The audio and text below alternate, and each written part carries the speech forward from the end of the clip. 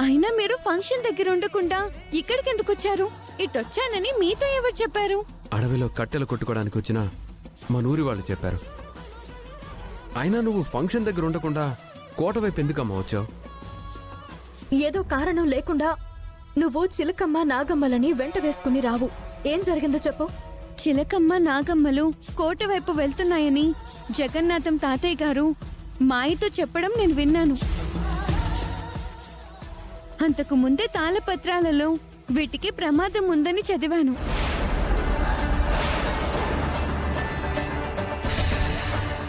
అందుకే వీటిని కాపాడుకుందామని వచ్చాను.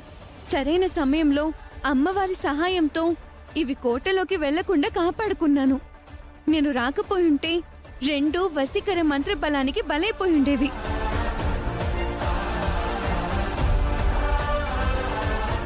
ఇలా వచ్చినప్పుడు మాతో చెప్పాలి కదా, మేము వచ్చుండేవాళ్ళం. అక్కడ ఫంక్షన్ డిస్టర్బ్ అవుతుందని మీతో చెప్పలేకపోయాను.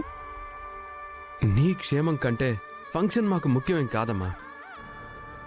ఇంకెప్పుడు మాతో చెప్పకుండా కోట వైపుకి రావద్దు, సరేనా?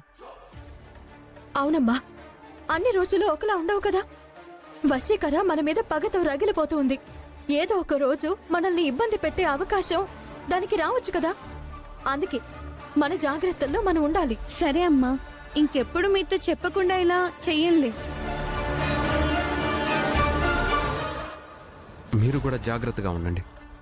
మాకు మేలు చేయబోయి మీరు ఆపదలో చిక్కుకోకండి. మాతో స్నేహంగా ఉండడం ఆ వశీకర తట్టుకోలేకపోతుంది. అందుకే ముందు మిమ్మల్ని అడ్డు తప్పించుకోవాలనుకుంటుంది. ఆ వశీకర ప్రాణం ఎక్కడుందో తెలుసుకోవడానికి మీ వంతు ప్రయత్నం మీరు చేస్తుంటారు. ఆ విషయం ఆ దుష్ట శక్తి తన శక్తితో తెలుసుకుని ఉంటుంది. అందుకే మిమ్మల్ని రప్పించుకుని చంపాలని ప్రయత్నం చేసింది. అక్షయ అమ్మవారిని అడ్డం పెట్టుకునేసరికి ఏం చేయలేకపోయింది. అన్ని సమయాల్లో నీకు అక్షయ అందుబాటులో ఉండకపోవచ్చు, మేము అక్షయకు అందుబాటులో ఉండకపోవచ్చు. అందుకే మన హద్దుల్లో మనం ఉందాం. మా వలన మీకు ఎప్పుడూ ఏ హాని జరగకూడదని మేం కోరుకుంటాం. బయలుదేరదాం పదండి. రామ్మా. పద పద.